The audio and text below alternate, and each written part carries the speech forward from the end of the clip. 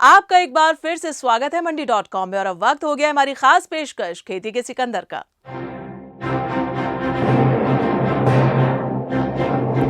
जिंदगी में कुछ बड़ा करने के लिए सपनों का बड़ा होना भी जरूरी होता है।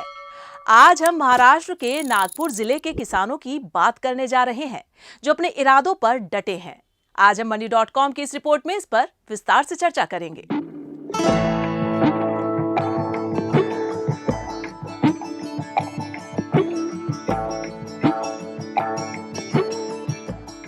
कौन किसान नहीं चाहता है कि उसके उत्पाद पर बाजार में बेहतर भाव मिले, फसल हाथों हाथ आसानी से बिक जाए। कुछ ऐसे ही सपने नागपुर ग्रामीण इलाके के किसानों ने भी देखे और उसे पूरा करने की कोशिशों में जुट गए। शुरुआत में कुछ समझ में नहीं आ रहा था कि काम कैसे होगा, लक्ष्य कैसे हासिल होगा। इसी दौरान इलाके में कार्यरत एक गैर सरकारी संस्था ने उन्हें सुझाव दिया कि उनके सपने किसान उत्पादक संगठन की मदद से पूरे हो सकते हैं। ये कंपनी हमारी 22 मार्च 2023 को रजिस्टर्ड हुई। उससे पहले एक एनजीओ हमारे यहाँ पे काम करती है, उन्होंने हमको गाइड किया कि इस तरह से एक कंपनी हम लोग बना सकते हैं। आप इस गांव के जो भी किसान हैं उनको मिलके ये कंपनी बनाने को होना, और कंपनी बनाने से किसानों को इसका फ़ायदा होगा। इसलिए हमने उस टाइम एक मीटिंग करे। मीटिंग करने के बाद में हमने डिसाइड किए कि ये कंपनी इस्टेब्लिश करना है। फिर हमने 22 मार्च 2023 को एक कंपनी का रजिस्ट्रेशन किया और कंपनी शुरू की। कंपनी शुरू करने के बाद में पहले जब शुरू की तो हमारे पास में कुछ ये नहीं था, तो हमने सभी 10 डायरेक्टर ने मिलके कुछ वर्किंग कैपिटल जमा किए और उस कंपनी में डाले, और उसके बाद में फिर शेयर होल्डर बनाए। कोई पहले 100 थे, फिर कुछ दिनों बाद 200 हुए, 300 हुए। इस तरह से हमारे शेयर होल्डर बढ़ते गए। साल 2023 में जब इस इलाके में किसान उत्पादक संगठन अस्तित्व में आ गया तो इससे जुड़े किसानों के मन में उम्मीदें हिलोरे मारने लगी। शुरू में एफपीसी से किसानों को जोड़ने का काम आसान नहीं था, उन्हें समझाने में दिक्कतें हुई। ऐसे वक्त में इसके सदस्यों ने एक युक्ति निकाली। उन्होंने इलाके के किसानों से मिलना शुरू किया और उनकी समस्याओं की पहचान की।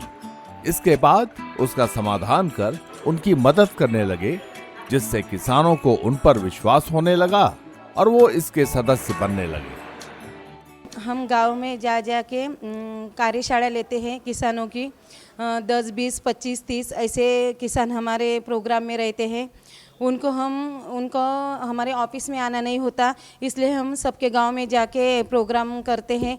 जैसे कि पीक बीमा योजना है। पीक बीमा योजना ये गांव वालों को मालूम नहीं था, जिनको मालूम था वही उनका लाभ उठाते थे, बाकी किसानों को इसके बारे में मालूम नहीं था। फिर हम कैसे करते थे, उसका पीक बीमा योजना करके देते थे। फिर हमने तो ऐसी भी कार्यशाला ली कि जिनका कभी पैन कार्ड भी नहीं बना था, पैन कार्ड बनाने का कार्यशाला ली हमने। उनका फार्मर आईडी बना के दी हमने। फार्मर आईडी बहुत किसानों के पास नहीं थी। फार्मर आईडी न होने के वजह से पीएमजेवाई के पैसे मिलते थे किसानों को, उनको नहीं मिलते थे, वो भी हमने करवा के दिए। फिर गांव-गांव में जाके जो किसान हैं अपने वाले जो पीक बोते हैं खेती में, उसका भी हमने ई पीक पानी करके दी। ऐसे प्रोग्राम से बहुत से किसानों को बहुत फ़ायदा हुआ है। उनको फसल योजना के पैसे भी आने लगे हैं। इसके वजह से उनका ट्रस्ट हमारे ऊपर हुआ और हमारे बहुत सारे गाँव में सभासद बन गए। नागपुर ग्रामीण में डोगरगांव के धोटी इलाके के किसान तुअर, चना और गेहूं के साथ साथ कपास की खेती करते हैं। जब से इस इलाके में किसान उत्पादक संगठन अस्तित्व में आया है, तब से यहाँ के किसानों को फसल बेचने के लिए मंडी के साथ साथ एक और विकल्प मिल गया है।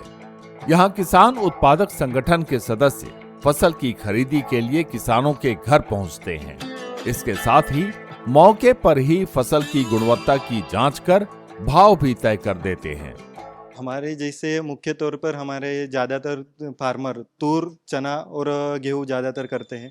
तो हमने ये सोचा फार्मर का कुछ बेनिफिट हो पाए, इसलिए हम अभी तूर, चना और गेहूँ हम फार्मर के जो फार्म है वहाँ से खुद खरीदते हैं। सपोज स्थानीय मार्केट का रेट सपोज तूर का, चने का चल रहा है 5,000, तो हम उस फार्मर के पास जाके उसके जो क्वालिटी है उसकी चना की, सपोज तूर की, उसके हिसाब से हम फार्म पे खरीदते हैं। जैसे ये फ़ायदा होता है कि फार्मर को जो कोई मार्केट में जाने का ट्रांसपोर्ट का खर्चा है, हमाली तुलाई है, उसमें बचत होती है। इसका इन एवरेज फार्मर को 100 से 200 रुपये का फ़ायदा होता है। डोंगर गांव के इस इलाके में अधिकांश किसान कपास की खेती करते हैं। ज्यादा से ज्यादा किसान एफपीसी से जुड़े, इसलिए कपास किसानों की भी मदद करने का बीड़ा उठाया गया। एफपीसी ने इलाके के सभी कपास मिलों से संपर्क किया और उनसे किसानों के लिए अच्छी कीमत देने की मांग की। इसके साथ ही एफपीसी सभी कपास मिल के कीमतों का भी मिलान करती है और जहां बेहतर कीमत मिलती है, किसानों को जानकारी दे दी जाती है। इससे किसानों को बेहतर भाव पाने में आसानी हो जाती है। हमारे यहाँ पे ज़्यादातर किसान कॉटन की खेती करते हैं, तो हमने किसानों को बताया कि आप हमें कॉटन हमारे थ्रू बेचो। तो हम लोग लोकल जिनिंग्स में गए और जिनिंग के जो भी डायरेक्टर है, जो भी ऑनर है, उनको बोला कि हमारे पास में उस टाइम 300 किसान थे, 300 साढ़े 300, और जो रजिस्टर्ड नहीं थे वो ऐसे पकड़ के 50 400 किसान थे। तो उनको बताया कि हमारे पास 400-500 किसान है और सभी का कॉटन हम आपके यहाँ पे भेजेंगे। तो उन्होंने बोला कि ठीक है, हम 0.5% देंगे आपको। मैं बोला हाँ ठीक है, तो हमको चलेगा, बट हमारे किसान को आपके यहाँ पे जो भी किसान आते हैं उनसे हमसे जो किसान आएगा, हमारे नाम से जो भी आएगा, उसको जैसे 7,000 का भाव चल रहा है तो 7,050 दो, अच्छा है तो 7,100 दो, बट 20 रुपये 30 रुपये जो कुछ भी होता है वो बढ़ा के दो। इससे वो एग्री हो गए। फसल पर ज्यादा से ज्यादा कीमत मिल सके, इसके लिए किसान उत्पादक संगठन की ओर से इलाके में स्थित बड़ी दाल और आटा मिल को गेहूं और दाल बेचने का काम किया जा रहा है। इस तरह के काम से इलाके के किसानों को भी फायदा होता है।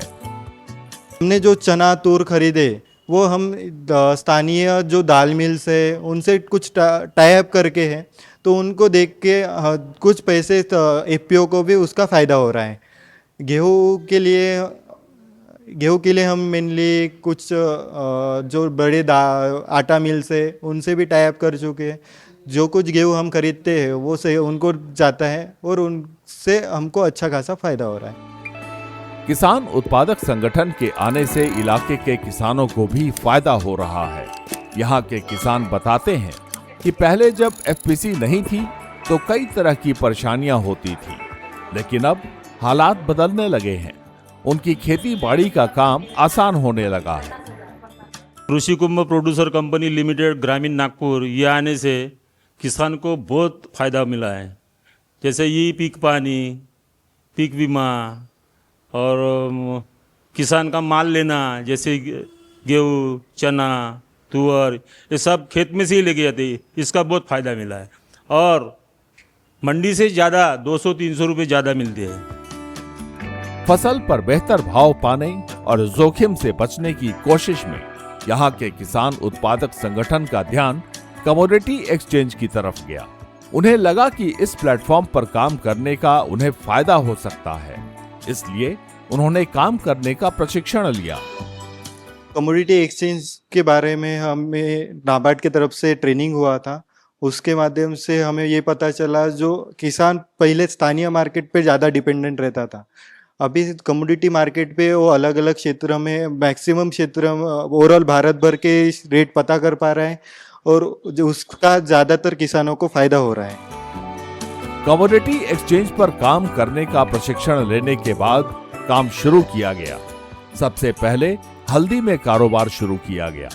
जब काम करना शुरू किया तब सही मायने में पता चला कि ये माध्यम कितना फायदेमंद है। जो पुट ऑप्शन होता है, हमने मेनली हल्दी में काम किया था। पुट ऑप्शन में ऐसा होता है जो अपना वित्तीय जोखिम है वो सुरक्षित होता है। सपोज हमने पुट ऑप्शन में प्रीमियम देके पुट ऑप्शन खरीदा हल्दी में, सो मार्केट रेट अगर डाउन हो जाता है हल्दी में तो हमें उसका फ़ायदा होगा, जो कुछ रेट का डाउन हुआ उसका फ़ायदा होगा। अगर सपोज स्थानीय मार्केट का रेट बढ़ जाता है तो हमारा उस जो कुछ प्रीमियम ऑप्शन हमने खरीदे थे उसको कैंसल आउट करके हम स्थानीय मार्केट में बेचेंगे। उसमें लॉस यही होगा कि जो प्रीमियम था हमारा वो जाएगा, मगर स्थानीय मार्केट बढ़ने के कारण वो हमारा रिकवर होके ज़्यादा किसानों को फ़ायदा होगा। कंपनी की सूझबूझ का ही नतीजा था कि धीरे धीरे कारोबार का विस्तार होने लगा। कंपनी को सबसे ज्यादा फायदा कपास के कारोबार में हुआ। महज कपास में ही पहले साल 33 लाख का टर्नओवर हो गया और दूसरे साल ये आंकड़ा करीब 75 लाख तक पहुंच गया।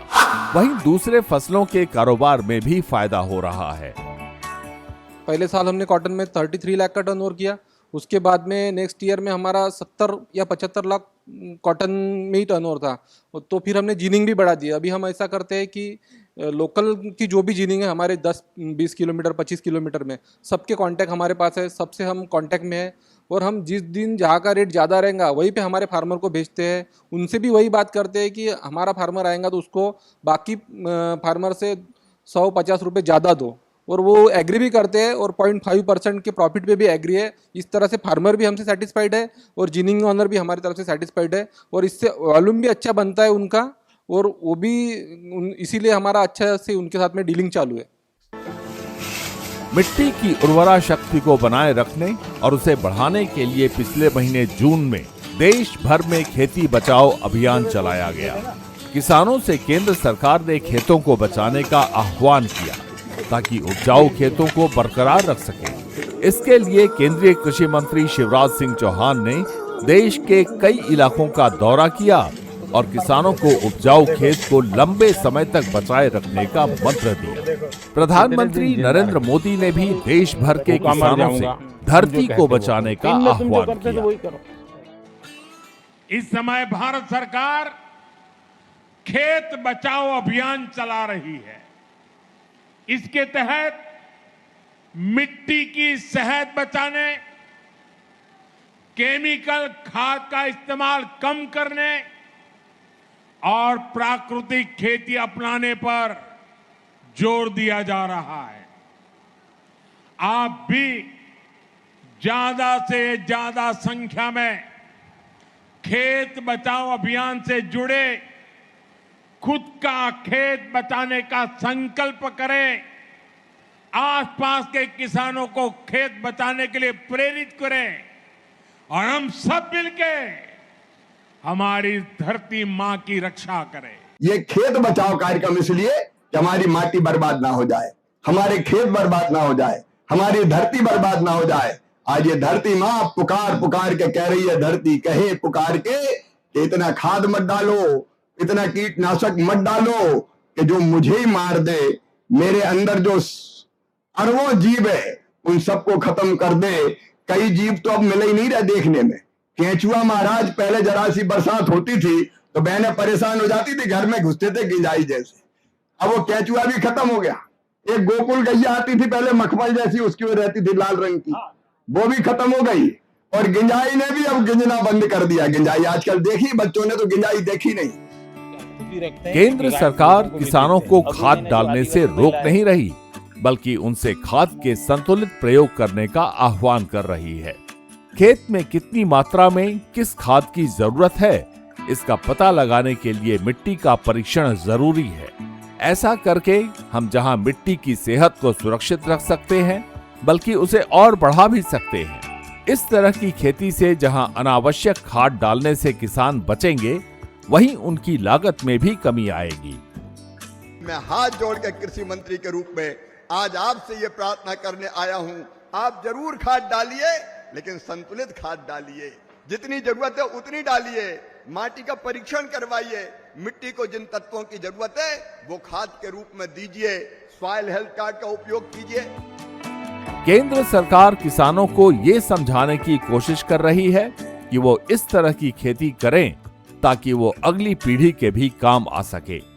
ऐसा न हो कि ये खेत सिर्फ मौजूदा पीढ़ी के काम आए और अगली पीढ़ी को हाथ मलना पड़ जाए। क्या ये धरती केवल हमारे लिए है? इस धरती माँ पे हमारी आने वाली पीढ़ियों का कोई हक नहीं है। अरे हमारे बाद हमारे बच्चे आएंगे, बच्चों के बाद उनके बच्चे आएंगे, फिर उनके बच्चे आएंगे। अगर यही असंतुलन कीटनाशक और फर्टिलाइजर डालने का बना रहा तो कुछ बरस बाद ये धरती अन्न पैदा करने से ही इनकार कर देगी। खेती लंबे समय तक लाभदायक बनी रहे, उसकी उर्वरा शक्ति बरकरार रहे, इसके लिए केंद्र सरकार विज्ञान, तकनीक और नवाचार पर जोर दे रही है। कृषि क्षेत्र के लिए ऐसा वातावरण तैयार कर रही है जहां खेती अच्छे तरीके से की जा सके कम पानी में खेती हो और साथ ही अगली पीढ़ी के लिए भी फायदेमंद हो। हम सिर्फ प्रोडक्शन बढ़ाने के लिए ही नहीं, एक ऐसा फार्मिंग इकोसिस्टम बनाने के लिए भी काम कर रहे हैं जो सस्टेनेबल भी हो, क्लाइमेट रेजिलिएंट भी हो और फ्यूचर रेडी भी हो। और इसलिए पूरे भारत में साइंटिफिक एग्रीकल्चर को मिशन मोड में आगे बढ़ाया जा रहा है। सॉइल हेल्थ कार्ड की मदद से हम किसानों को मिट्टी की साइंटिफिक टेस्टिंग और न्यूट्रिएंट बेस्ड गाइडेंस दे रहे हैं। पर ड्रॉप मोर क्रॉप जैसे अभियान माइक्रो इरिगेशन और प्रिसीजन फार्मिंग को बढ़ावा दे रहे हैं। सफल खेती बाड़ी के लिए सिर्फ पर्याप्त संसाधन ही जरूरी नहीं, नेक और मजबूत इरादों के साथ साथ नवीन वैज्ञानिक शोध को अपनाने की भी जरूरत है। सरकार की योजनाओं और अभियानों को किसानों के सहयोग से ही सफल बनाया जा सकता है, तभी अन्नदाताओं का भला हो सकता है। मंडी.com के लिए नागपुर से अनिल वत्स के साथ अनुपम आलोक। मंडी.com में आज बस इतना ही। अगले सप्ताह में फिर आऊंगी किसानों को प्रेरणा देने वाली सफलता की एक कहानी और दूसरी जरूरी खबरें लेकर। तब तक के लिए आप देखते रहिए दूरदर्शन किसान। नमस्कार। आपकी राय हमारे लिए बहुत महत्वपूर्ण है। आप हमारे टोल फ्री नंबर पर कॉल कर सकते हैं और अपनी राय दे सकते हैं। साथ ही आप ईमेल के जरिए भी हमें अपनी राय दे सकते हैं। हमारा ईमेल पता है ncdexmandi@gmail.com।